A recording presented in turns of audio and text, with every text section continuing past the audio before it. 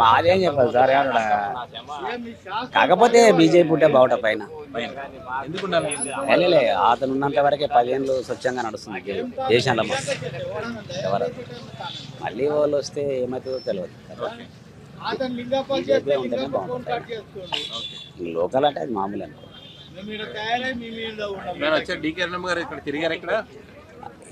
తిరిగింది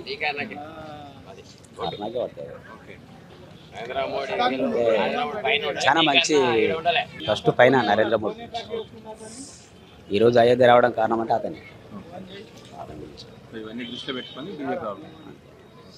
ఎట్లా ఉండబోతుంది ఎలక్షన్ ఎవరు గెలిచి స్కోప్ ఎక్కువ కనిపిస్తుంది? నేనైతే కేంద్రంలో మాత్రం బీజేపీ ఉండాలని కోరుకుంటున్నాను. ఓకే, ఎందుకని? కేంద్రంలో బీజేపీ అంటే ఇప్పటి వరకు 10 సంవత్సరాలు నొల్లులు లేవు, ప్రశాంతమైన జీవితం బాగుంటుంది అని అనుకుంటున్నాను.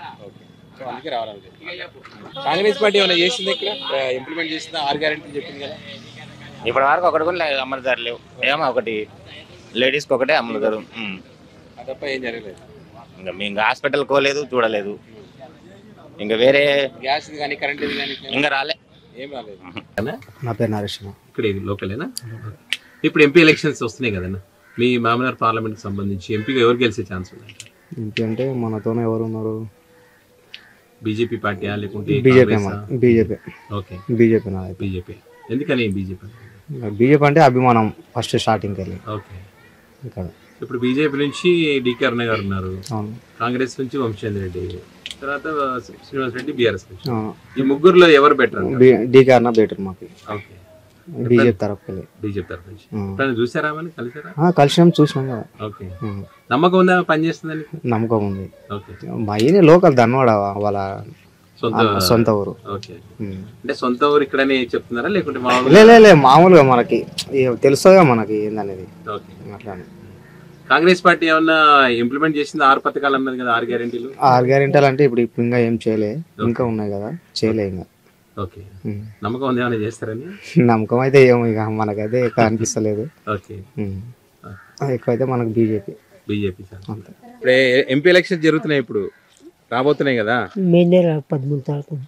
మా డేట్ కూడా తెలుసు నీకు. ఎవరు గెలుస్తారంటారు ఎంపీగా? ఎందుకని డీకేఆర్?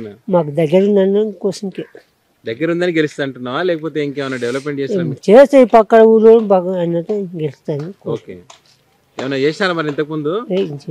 ఓకే, మరి కాంగ్రెస్ పార్టీ 6 గ్యారెంటీలు చెప్పింది ఏమన్నా అయినాయా?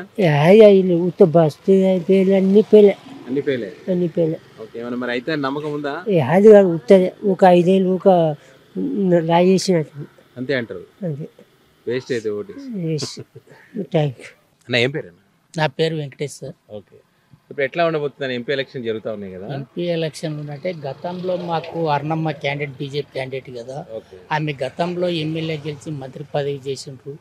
ఈ ఉమ్మడి జిల్లా మామనార్ జిల్లా వరకు ఆమె మంచిగా డెవలప్ చేసింది. సీసీ రోడ్లు కానీ హౌసింగ్లు కానీ కొన్ని డెవలప్ చేసింది. ఇప్పుడు కూడా ఆమె ఎంపీ నిలబడి గతంలో కొంచెం ఓట్లతో ఓడిపోయింది. ఇప్పుడు నెక్స్ట్ ఎలక్షన్లో ఆమె ఖచ్చితంగా గెలుస్తుంది.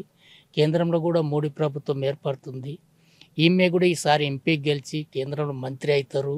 ఖచ్చితంగా మనం మహబూబ్నగర్ ఉమ్మడి జిల్లా కానీ తెలంగాణ రాష్ట్రం కాడు కానీ మంచిగా డెవలప్ చేస్తుందని మా అభిప్రాయం. ఎవరు బాగా చేస్తారు అనుకుంటున్నారు? ఇప్పుడు ఎంత పొద్దున ఇప్పుడు మంచిగా మనకు అనుకున్నాలంటే బీజేపీకి వేస్తేనే బాగుంటుంది. ఓకే, ఆయన పైన మోదీ రావాలనుకుంటా. ఓకే, ఎందుకని రావాలనుకుంటున్నా? ఎందుకంటే ఏదైనా కానీ రాష్ట్రం నుంచి పంపించేది అతనే కదా రాష్ట్రాలకు.